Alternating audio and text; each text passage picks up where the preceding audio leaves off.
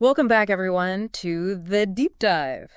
Ready for another deep dive today? Always. Today, we're going to be looking at some really interesting data on presidential cabinets. Oh, interesting. Not the wooden kind, Right. but the ones full of advisors that shape, policy for the whole nation. Yeah, these are the people who really wield the power. Yeah, exactly. And we're going to be looking specifically at how those cabinets have transformed over time, Okay. especially when it comes to gender representation and how long these appointees actually stick around. What does this tell us about American politics, American culture, power dynamics? It's like getting a behind-the-scenes look at how those things have evolved over the years. Exactly. So let's dive right in. In the data skies, we take our flight. Trends and numbers come to life. Colors and charts, they dance and play. Showing truth in a visual way. In GenderDecoded, we uncover truths and stories like no other. In the data waves we find the secret maps of humankind.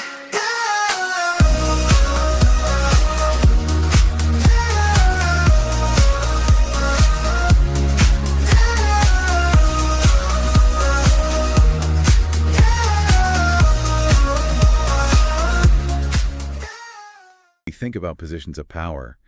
It's easy to picture, well, powerful men. Right. But the research you sent us on U.S. presidential cabinets, it really gets into how that picture, how that image of leadership is changing. It's fascinating how much you can glean from looking at who gets those top spots and how long they actually stick around. Yeah, it really does paint a picture of how things have, well, evolved. And that picture is actually more complex than I expected. The research goes all the way back to the Carter administration. What really stood out to you initially? Honestly, just how different the numbers are, especially in those early years. Like how so? Well, under Carter, men served an average of 900 days in cabinet positions. Wow. Women, only 720. And that pattern, that gap continued under Reagan. It really reflects the time, you know? Yeah, it makes you think, like, were those shorter terms for women about, I don't know, societal expectations? Or maybe they just weren't given the same opportunities to really prove themselves. Right, right. There's that whole question of, like, were they even set up for success in the same way? It's a good point. But then things start to change, right? Like, Yeah. pretty drastically. But yeah, the Clinton administration, that's where we see a real turning point. In what way?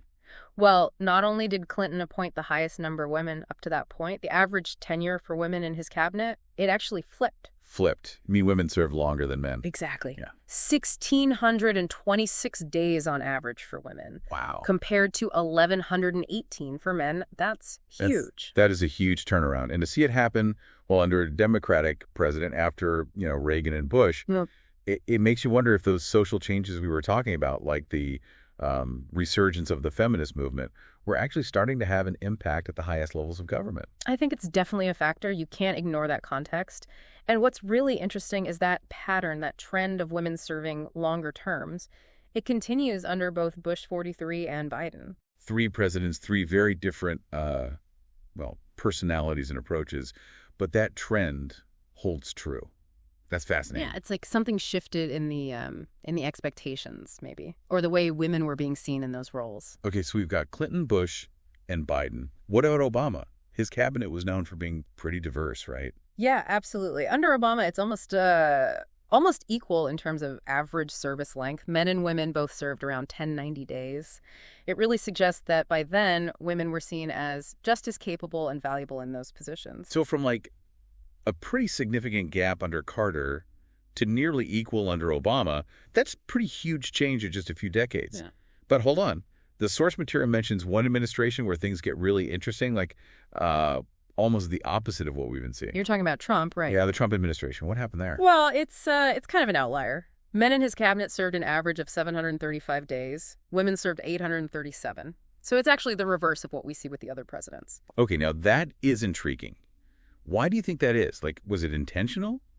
Or were there other things going on? It's tough to say without, more context. It could be the specific people he chose, the political climate at the time, the issues they were dealing with. It's almost like a little puzzle. Yeah, it's like a mystery in the middle of all this data. So we've got this clear trend of more women in cabinet positions and often for longer terms. But why should the average person listening to this even care? Like, what's the big picture here? I think it really gets at how our society views women in leadership roles. You know, it's not unusual anymore to see women in these powerful positions. And that, to me, is a sign of progress. Yeah. It's not just about optics, though. Having more women in those positions can actually change policies and how the government works. Oh, absolutely. Women bring different experiences to the table, different priorities. That can lead to better decisions, more thoughtful decisions. So it's not just about representation for the sake of representation. It's about making the government actually work better for everyone. Exactly. And beyond the politics of it all, I think it reflects this bigger shift in our culture, toward equality, toward recognizing women's contributions. And that has ripple effects everywhere, not just in Washington. It affects workplaces, families, communities. Yeah, it's bigger than just politics. It's about how we see each other, how we value each other. So we started this deep dive looking at presidential cabinets, but it's really about so much more. It's about how American culture has changed and, well, how it's still changing. And it's not over yet, This data gives us a snapshot of where we've been, but it also makes you wonder, where are we going next? Exactly. What's the next chapter? We'll explore that more after a quick break. We'll dive into the social and cultural shifts that really drove these changes and what we can learn from all this as we keep striving for a more equitable future. Stay with us. Welcome back to the Deep Dive. Before the break, we were talking about how the makeup of presidential cabinets has changed, especially when it comes to gender. And how those trends, they reflect broader changes in society. Yeah, exactly. And that's what I really want to dig into now. Like, what was happening in American society that might have pushed these changes forward? Well, if we go back to those early years, the Carter and Reagan administrations, it's almost like a different world, Seeing women in those high-level positions, it was really rare back then. It's true. The expectation was still very much like women should focus on family and, home life. Politics, especially at that level, it was definitely a man's world. Right. But then in the 90s, things start to shift. The feminist movement, it really gained momentum again. Women were demanding equality, and not just like in certain areas. They wanted it everywhere, including politics. It was all about breaking the glass ceiling. Right. Challenging all those old ideas about gender roles. Exactly. And I think the Clinton administration, with all those women appointees, and then, of course, Madeleine Albright becoming the first female Secretary of State, that was a huge part of that moment. Like, those cultural shifts were finally opening up space for women to take on those leadership roles. Yeah. And Clinton was, responding to that. Okay. But did that momentum continue? I mean, after Clinton left office? Well, that's the thing. Even though there was a little dip in the average time women served in those positions under Bush 43, they still served longer than men. And then with Obama, it's basically equal, both in how many women were appointed A&D, how long they served. So it's like what started as a pretty big shift under Clinton, it kind of became more, more normal, more expected. Yeah. What do you think caused that? Besides the feminist movement, obviously. Oh, demographics are a big part of it. More women were entering the workforce, getting more education. So naturally, there were just more women who were qualified for these positions. Like the talent pool was expanding, so it became harder to overlook them. Exactly. And I think there's also a generational component. Younger people who grew up seeing women in leadership roles, they just see it as normal. It's not a big deal to them. Right. It's not this unusual thing anymore. But we have to acknowledge that it hasn't all been smooth sailing, right? Like we talked about the Trump administration and how that kind of bucked the trend. Yeah. It definitely raises some questions. Was it a conscious choice on his part to appoint women to, shorter term positions? Or was it something else? It's something that needs more research, I think. It'd be interesting to compare the types of roles women had under Trump versus, say, Obama or Clinton. Did they have the same level of influence? The same responsibilities? That's a good point. Those are the kind of details that can really help us understand the bigger picture. And it reminds us that progress isn't always, a straight line. There are going to be bumps along the way. For sure. But overall, it seems like we're heading in the right direction. So we've talked about the trends, the possible causes, the exceptions. But let's zoom out for a second. What does all this tell us about America? Like, what does it say about us as a society? I think it shows that we're starting to understand the importance of diversity, of inclusion. We're moving away from these outdated ideas about, who's qualified to be a leader. We're opening our minds to different kinds of leaders, different backgrounds, different experiences. Exactly. And that's a good thing. When we have more diverse voices at the table, we get better decisions, better policies, a government that actually works for everyone. It's like that old saying, two heads are better than one. Right. Right. But in this case, it's more like many heads are better than a few. I like that. The more perspectives we bring in, the more likely we are to find those creative solutions that we need. Especially with all the challenges we're facing these days, right?